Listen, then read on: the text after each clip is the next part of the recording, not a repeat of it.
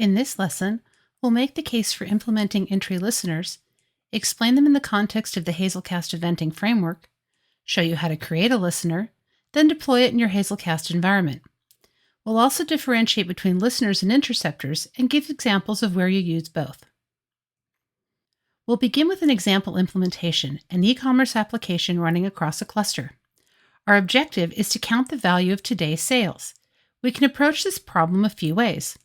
Option 1, we could program the client to run a query to collect sales data, then have the client total up the results. The client submits the query, each cluster member runs the query, the collected results are returned to the client, which adds them up for the total.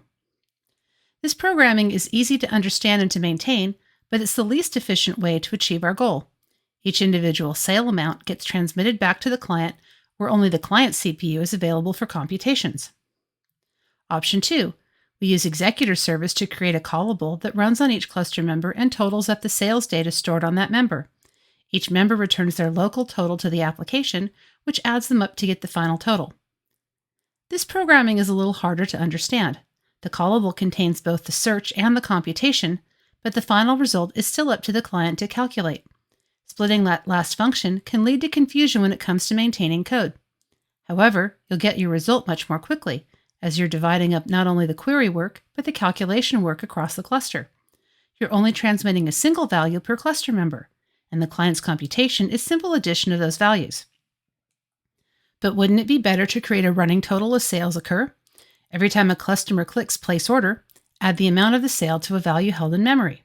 This gives you real-time results, as well as making your application as efficient as possible. The computation only updates when an order is placed, and the resulting value is a simple call as opposed to an additional computation. What other kinds of reactive processes could you implement for e-commerce? What needs to happen when a customer places an order? You probably want to send an email to the customer to confirm the order. You also probably want to send instructions to the warehouse to begin fulfilling the order. The customer's action of clicking Place Order can trigger these subsequent actions. How about restocking automatically? You can set a listener that's triggered based on a calculated value. In this case, a minimum stock level triggering a reorder of items. The Hazelcast eventing framework provides the mechanism that enables reactive programming. Hazelcast can keep track of several types of events, including changes to map data, queue activity, and changes to the cluster itself. Listeners wait for these events to occur. When a listen for event occurs, the listener can then execute reactive code. To minimize overhead, Hazelcast doesn't publish events until you've set up a listener to respond to those events. As the map listener is the one most frequently used, we'll use that for our examples. Just keep in mind that you can create similar listener classes for other data structures or cluster events. A map listener allows you to monitor your map and register that activity has taken place. You can listen for both map-wide events and events that modify individual entries. The list of available listeners is on your screen. In short, the map-level listeners are triggered when the entire map has been either cleared or evicted. Entry listeners are triggered when an entry has been added, evicted, removed, merged, updated, or loaded from a data store. A listener can include code to be executed after the listen for event occurs. A listener also returns an event that includes information about the action that triggered the listener. Map Listener is an extension of the Hazelcast Event Listener interface, which provides listening functionality for several other types of events in addition to Map Listener. When you enable a listener, the Hazelcast cluster begins generating an entry event for each change to the map being listened to. The entry event includes information about the change to the map, the type of event, which we saw listed on the previous screen, the name of the modified map, and the Hazelcast cluster member that holds the affected map partition. Let's play Parser once again and look at an implementation of Map Listener. We're going to create a complete instance of Hazelcast that performs the listening function. When an event is triggered, we'll print to the system output for this instance. We begin with the usual main line, start an instance of Hazelcast, create our map, enable the entry listener class we'll create later in the code. When this instance starts, we'll print out a line confirming that the listener is enabled and ready to report map changes. Which changes will it report? My entry listener is going to listen for entries being added to the map, entries removed from the map, and entries updated in the map.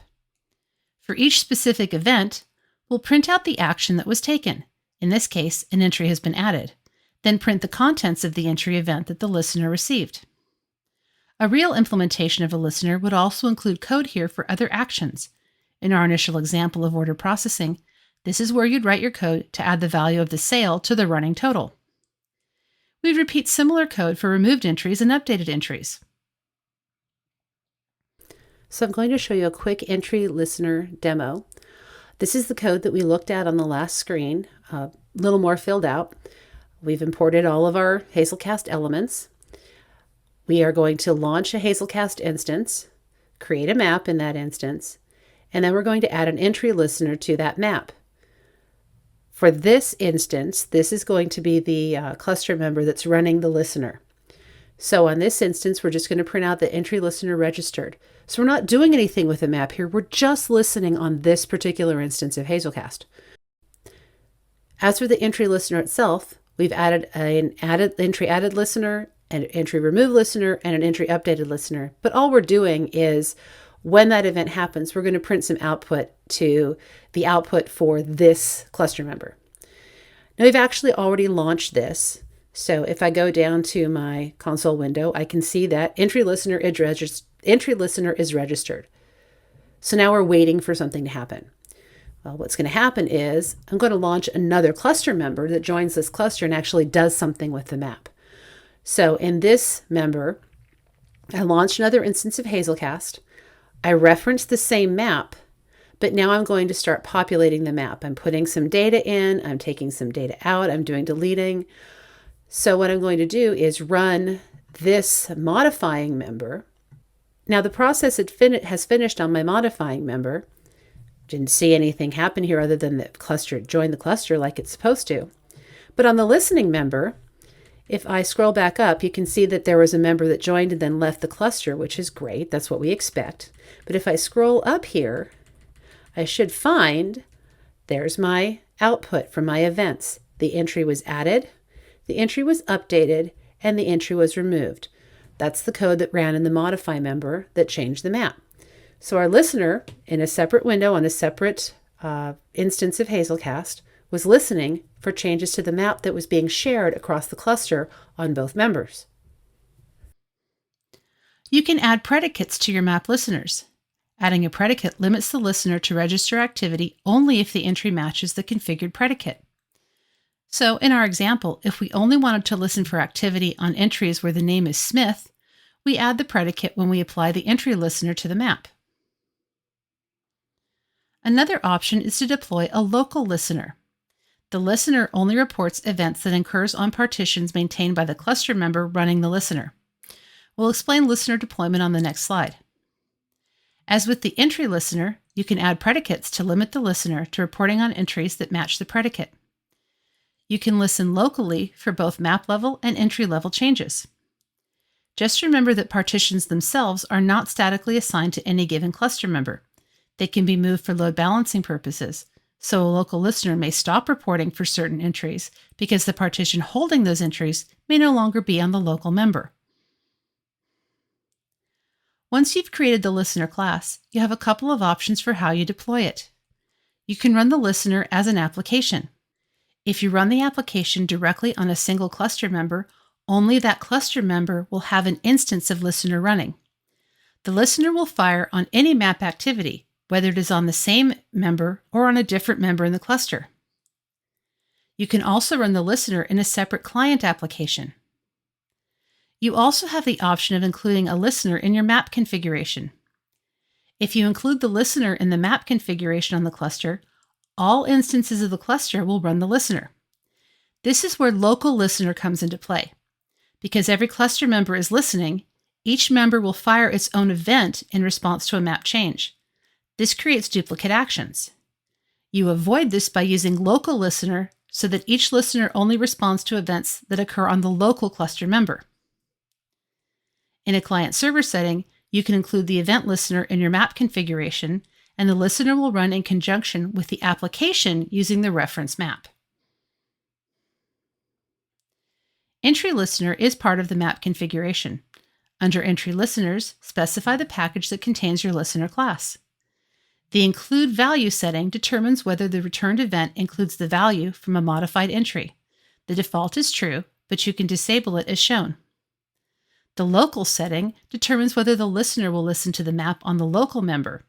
Its default value is false, meaning it will listen to changes on all partitions on all members. A few things to keep in mind when writing event listeners. The listener code runs in a shared Hazelcast execution thread. If your listener code isn't lightweight, you should make sure it spawns its own execution thread so as not to interfere with Hazelcast operations. Listeners are reactive programming, meaning they respond to events that have already occurred. If you want code to run before an event completes, or run code that prevents an action from completing, you can use interceptors, which we discuss next. Finally, events are delivered via a queue, which does have a finite capacity of 1 million events. An interceptor is an operation that, like a listener, is triggered by an event. However, unlike a listener, interceptors are synchronous operations. Listeners are asynchronous. You can configure a listener to trigger an action, but that action will take place after the listen for activity has occurred. Interceptors, on the other hand, literally intercept the looked-for event. Once intercepted, you can alter the behavior of an operation, change the value of an operation, or cancel the operation altogether and throw an exception. You can specify which action to intercept, a get, a put, or a remove. In each case, you can replace the value from the action with a new value. You can also include code for additional actions to take instead of performing the get, put, or remove. You can also configure actions to take after the get, put, or remove itself is done, but before the operation is considered completed. In this case, the interceptor is acting like a listener. You are reacting to the map activity and running code based on that activity. The difference is that the operation that triggered the interceptor will not complete until the interceptor is done. In this example, we've created an interceptor that acts when you get a value from the map. The interceptor collects the value, adds the string foo, and returns the modified value. We add the interceptor to my map with add interceptor. Now we'll look at a demo of this interceptor, then do some modifications so you can see what happens with the different functions. In this interceptor demo, I'm going to show you again the code that we just looked at and run through it quickly line by line. So the main program, instance of Hazelcast, we have an IMAP. We've added the interceptor that we've created down below. And what we're actually doing is in the map, we're just going to put one key, one value, and then print the output from the map. So we're going to get the value for 1. But what we've done in the interceptor is when we do a get, our return is we take the value from the map and add -foo. So instead of returning 1, what the map should return is 1-foo, 1 foo. So let's run this and see if that's what happens. And sure enough, when we scroll down and look at our output, the output is 1-foo. So even though what's in the map currently is 1, 1, what's been returned is 1 foo. So we added something, we modified that data that's been returned. Now I want to go back and show you what if I mess with the put. So for example, I'm going to go to the put, and what I want to return is, instead of returning the value, I'm going to return 10. So let's see if we can change the entry as it gets put into the map. So I've changed it so it returns 10. If I rerun this code, so what should I expect when I come out of this? Should I get 1 foo or should I get 10 foo? Because remember, I'm changing the entry when I do the put. So when I do the get now, I should get that changed entry. And when we run it, sure enough, because we changed the value for the put, So instead of putting 1, which was in the initial code, we put 10 because of the interceptor. But the get is still running that get. There's running the add foo to it. So our eventual output is 10 foo.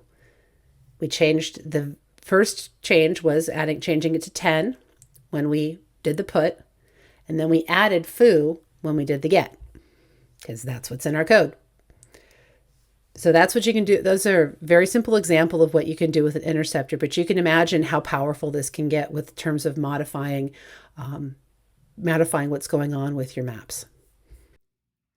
Let's wrap up with a quick comparison of all the in-memory computing options we've seen so far.